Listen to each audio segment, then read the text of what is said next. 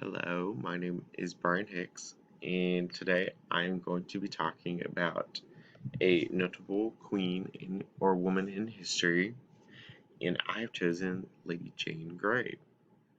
So ignore this article that's up. I really just have this picture up just because I really like this picture of Lady Jane Grey. A lot of the pictures that I found online, they were very queenly and very almost very fake painting like. I thought this one just kind of showed the time period well because in the background you can see it. I think that what it's supposed to be is a rebellion going on in the background, and it also just shows like Lady Jane Grey is known for being the 9 Day Queen, and it was just emphasized with all the research that I did on her that she was young and kind of daydreamy in this picture. You can see um, she is studying, but she's also kind of like lost in her own world. She's not really paying attention to what's going on outside. And I also just thought I really emphasized like education, which is going to be something that's new for women in this time period, especially, and um, just her Protestant values, and she's kind of reshaping what it means to be uh, a queen in the royal family. She actually didn't know she was going to be a queen, but we're going to dive a little bit more into that. So, I have my phone here, so I'm just reading off of it. But um, Lady Jane Grey, she was born on October 1537 in Leicester, England, and she was the oldest daughter of Henry Grey, where the Grey comes from, and Lady Frances of Brandon. So she was kind of born into the nobility from her mom, Lady Frances, who's actually a descendant of Henry the Seventh. There's a lot of Henrys in this time period, so it gets a little confused. We're gonna kind of run through some of the timelines of her family and stuff, but it can be a little bit messy and just confusing because there's like a lot of Marys, a lot of Elizabeths, a lot of not a lot of Janes, but some of there. But yeah, she was just really super interesting. She was born in 1537, so she was set in the 1500 mid early 1500 time period. So just some background history on like the time period itself, so you can better understand some of her like more notable life events. So right now there's a big struggle, like specifically in like England, but also like France, Germany, like a lot of European countries. There's a big religious kind of clash between new Reformation, like Protestant values, and some of the older, more traditional Catholic values, and other mixed with other religions as well. But these are going to be the two prominent ones: Protestant, Catholic. Right now, everything is about who you are, what's your name, like nobility. Everybody wants power right now, and really, except for Lady Jane Grey, from what I've read, she's really one of the only ones who really didn't want it. But that's we'll talk more about that. Um, but yeah, people are actually valuing like men and women too. This is not even gendered.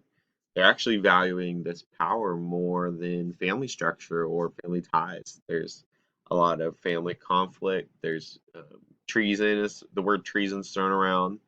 Beheading has become a popular. I'm not even gonna say trend, but it's just become a way of life. Like first go-to punishment is beheading, and one of the biggest offenses is any treason against your own country, against your family line, succession of that.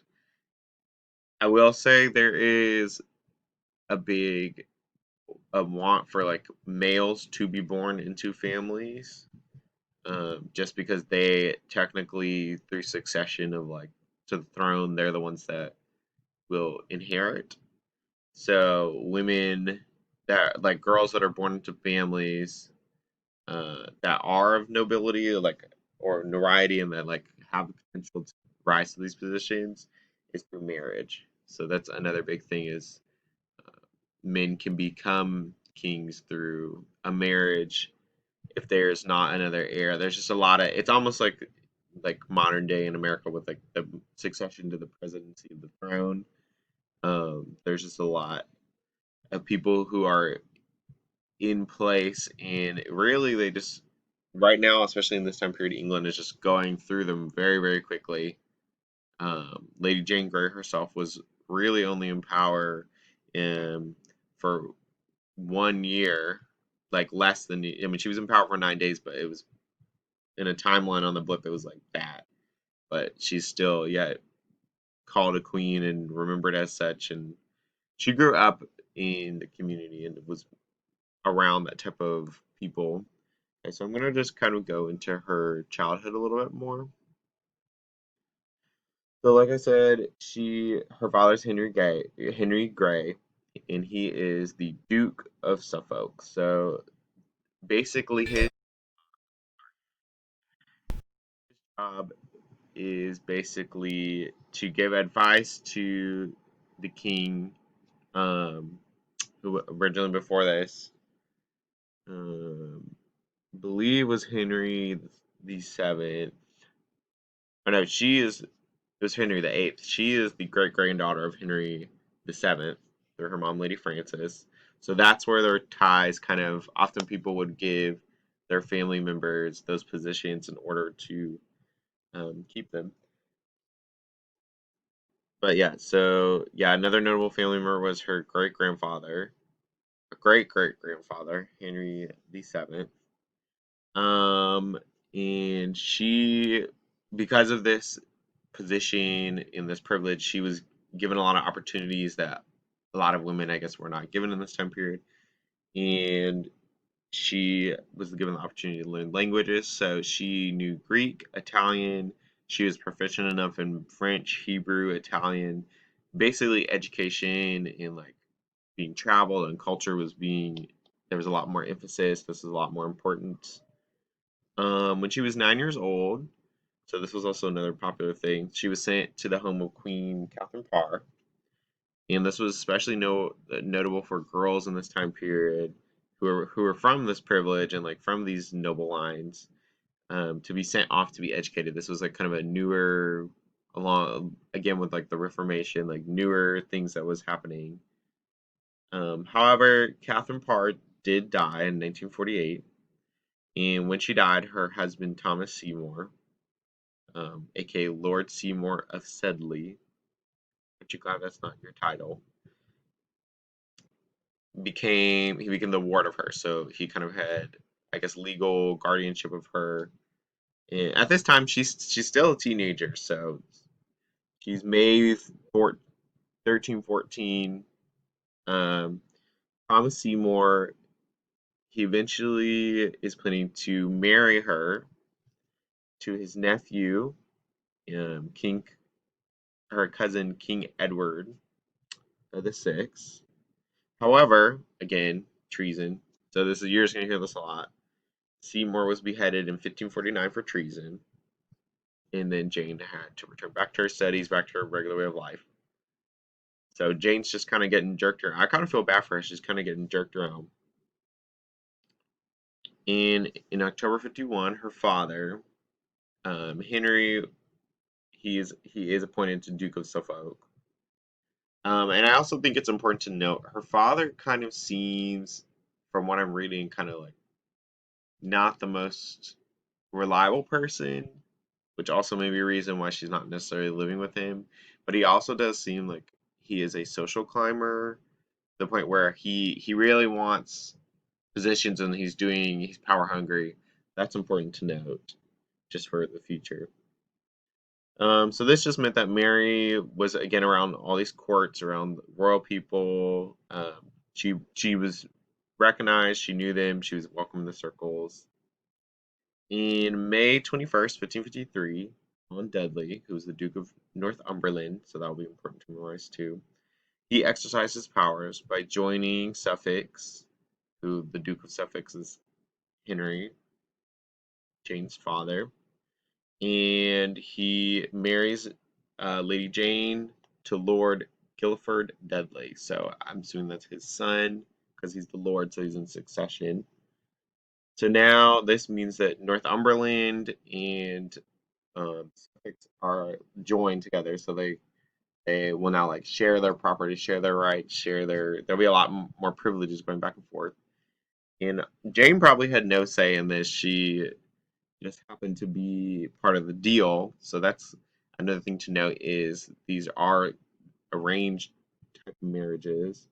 She gets little to no say. This is strictly political and social. It has nothing to do with romance, really. Because Lady Jane's Protestant. Oh, it's also important to note at this time. Let's see. I think it was Lord Edward or Duke Edward who was in succession right now for the throne. Let's see. Yeah, King Edward the seventh. He is maybe 9, 10 years old. He's younger than Jane even. He's very sick, and he is the only one that is in succession for the throne or King of England, like the big throne right now.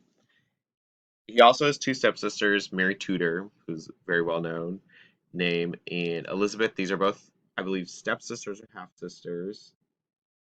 And Mary of Tudor really, really wants a throne. She's the older one.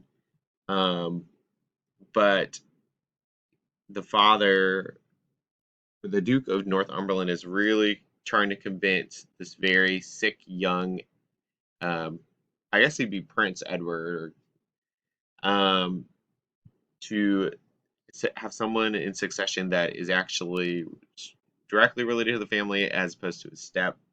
And just really out of political, he doesn't want Mary of Tudor in that position because he wants to push Protestant Reformation. So in some weird turn of events, Lady Jane becomes the next successor to the throne. Unwanted, she doesn't even want this. She is said to have fainted when she found out. But it basically meant that Lady Jane Grey and Lord Dudley were the next heirs to the throne, making her a queen. And Edward dies on July 16, 1553. So this is a big year for Lady Jane's timeline. So Edward dies on the 6th. She is appointed queen on July 10th. So there's a 4-day block where they're up in the air. She gets a point. She kind of gets told that she is now the queen. Unwanted, she now has all this attention, all these responsibilities. She never desired this crown. Not interested, pressured into it. Mary of Tudor. So now she has to deal with Mary of Tudor as well as Elizabeth. But Mary is the main one that's just known for her like harshness, violence. Did not like Lady Jane Grey. Always had it out for her. So as the younger, or as the older sister of Edward, Mary's revenge is she goes to Parliament. She has an act passed that basically says that Lady Jane um, position is going to be overthrown, and Mary comes into power. So now, in just 9 short days, that's why she's called the nine day queen. She has now been basically accused of treason. Um, she is, if convicted, like it's common knowledge, like she will be put to death.